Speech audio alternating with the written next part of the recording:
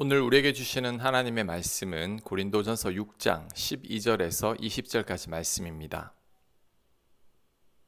12절 모든 것이 내게 가하나 다 유익한 것이 아니요 모든 것이 내게 가하나 내가 무엇에든지 얽매이지 아니하리라. 음식은 배를 위하여 있고 배는 음식을 위하여 있으나 하나님은 이것저것을 다 패하시리라. 몸은 음란을 위하여 있지 않고 오직 주를 위하여 있으며 주는 몸을 위하여 계시느니라. 하나님이 주를 다시 살리셨고 또한 그의 권능으로 우리를 다시 살리시리라. 너희 몸이 그리스도의 지체인 줄 알지 못하느냐?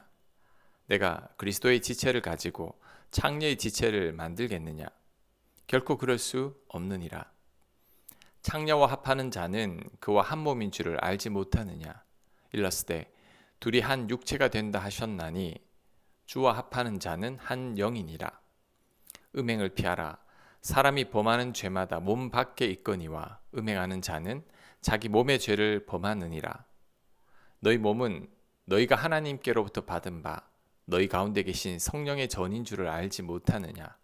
너희는 너희 자신의 것이 아니라 값으로 산 것이 되었으니 그런즉 너희 몸으로 하나님께 영광을 돌리라. 아멘. 고린도는 무역 도시이자 항구 도시였습니다. 그래서 세계 각국의 상인들이 몰려들었는데 그러다 보니 술집이나 융업소들이 성행했습니다. 그래서 고린도 사람이라고 하면 음란한 사람이라고 여겨질 정도로 고린도는 타락하고 문란한 도시였습니다. 그러다 보니 고린도 교회 내에도 음란한 자들이 많았습니다. 고린도전서 5장에 아버지의 아내를 취하고도 교회에서 제재를 받지 않았던 것이 그 좋은 예입니다. 그런데 더 큰 문제는 이런 음행을 저지르고도 그것이 잘못인 줄을 몰랐다는 겁니다. 자신들이 예수님으로 말미암아 죄에서 구원을 받고 자유의 몸이 되었으니 이제는 마음대로 살아도 된다는 잘못된 신앙을 가지고 있었습니다. 구원을 받았으니 자유롭게 살아도 된다는 거죠. 그래서 음행을 저지르고도 죄의식이 없었습니다. 이에 대해서 바울은 모든 것이 가능하지만 그 모든 것이 다 유익한 것이 아니라고 말씀합니다. 자유의 몸이 되었어도 절대 음행해서는 안 된다는 거죠. 그러면서 왜 음행을 하면 안 되는지에 대해서 설명합니다. 첫째, 우리 몸은 이제는 주님을 위해 존재해야 하기 때문입니다. 13절 중반에 있습니다. 몸은 음란을 위하여 있지 않고 오직 주를 위하여 있으며 우리 몸은 음란을 위해 있는 게 아니라 이제는 오직 주를 위하여 존재하는 것입니다. 왜냐하면 주께서 우리 몸을 샀기 때문입니다. 19절 중반에 보면 너희는 너희 자신의 것이 아니라 값으로 산 것이 되었으니 그런즉 너희 몸으로 하나님께 영광을 돌리라 라고 말씀하고 있습니다. 우리 몸은 이제 우리 것이 아닙니다. 왜냐하면 예수님께서 자신의 생명을 포기하고 그 값으로 우리 몸을 샀기 때문입니다. 십자가에서 우리 대신 벌을 받고 우리를 위해 죄값을 다 치르심으로 우리를 샀기 때문입니다. 그래서 우리가 예수님을 믿게 되었다면 이제 예수님은 우리의 주인님이십니다. 바로 우리의 주님인 거죠. 그렇다면 우리 몸을 우리 마음대로 사용할 것이 아니라 우리의 주인님이신 예수님을 위해 사용해야 합니다.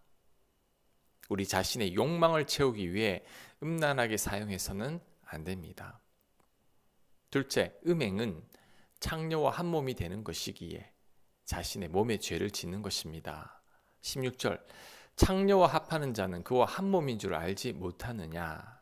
18절, 사람이 범하는 죄마다 몸 밖에 있거니와 음행하는 자는 자기 몸의 죄를 범하느니라. 부부가 한 몸이 되듯이 음행하게 되면 창녀와 한 몸이 되는 것입니다. 이렇게 하는 것은 자신의 몸에 죄를 짓는 거죠. 거룩한 하나님의 자녀가 음란한 창녀와 한 몸이 되는 것은 전혀 어울리지 않는 거죠. 스스로가 스스로의 몸을 더럽히는 것입니다. 그러니 절대 음행해서는 안 됩니다. 세 번째, 우리 몸이 하나님의 성전입니다. 구약 시대는 눈에 보이는 성전이 있었죠. 예루살렘에 그 성전이 있었고 그 성전에 하나님의 임재가 나타났습니다. 그래서 이스라엘 백성들이 성전을 거룩하고 성결하게 했고 그 어떤 부정한 요소도 없게 했습니다. 가장 거룩하고 깨끗한 공간이 바로 성전이어야 하기 때문입니다. 하지만 신약 시대에는 건물 중심의 성전이 아니라 우리 몸이 하나님의 성전이 되었습니다. 왜냐하면 거룩한 하나님의 영이신 성령께서 우리가 예수님을 믿을 때에 우리 안에 내주하시기 때문이죠. 그래서 이제는 우리 몸이 바로 구약 시대의 성전입니다. 그렇다면 우리는 우리 몸을 거룩하게 하고 성결하게 해야 합니다. 그래야 거룩한 성령님께서 우리 안에 거하실 수 있기 때문이죠. 그런데 이런 몸을 창녀와 음행의 도구로 사용해서야 되겠습니까? 이렇게 되면 절대 성령님께서 나를 주장하지 못합니다. 성령님의 도움을 받지 못합니다.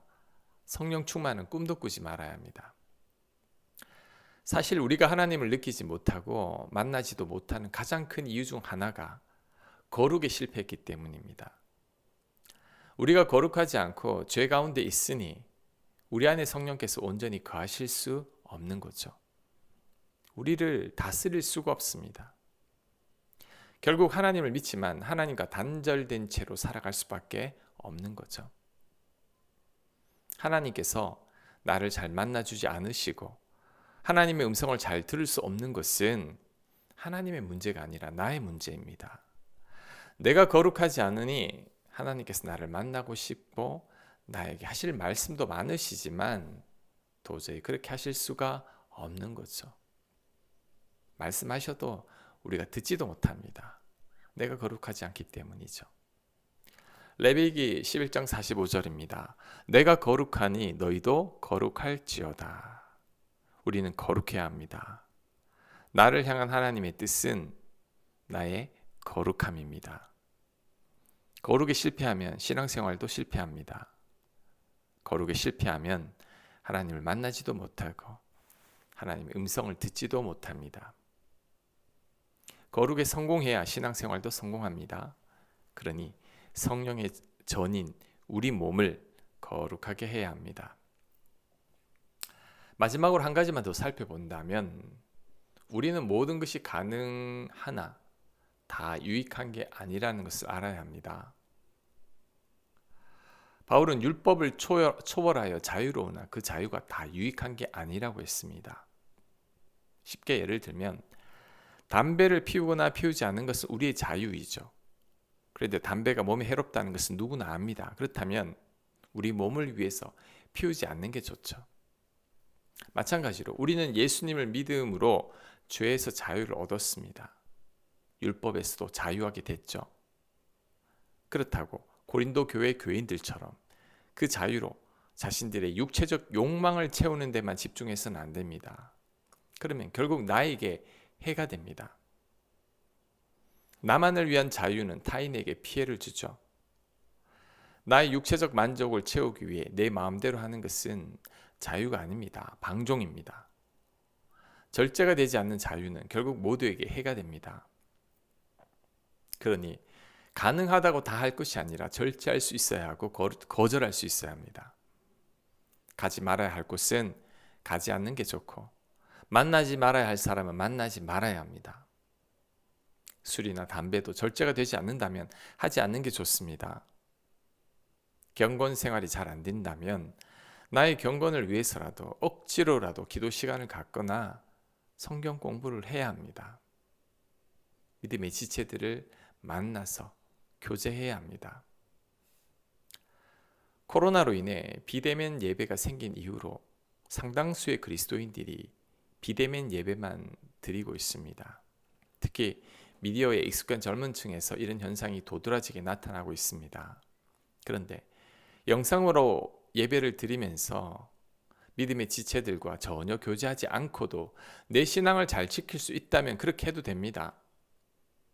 대단한 영성을 가진 분일 것입니다. 하지만 그렇지 않다면 나에게 유익한 게 아닙니다.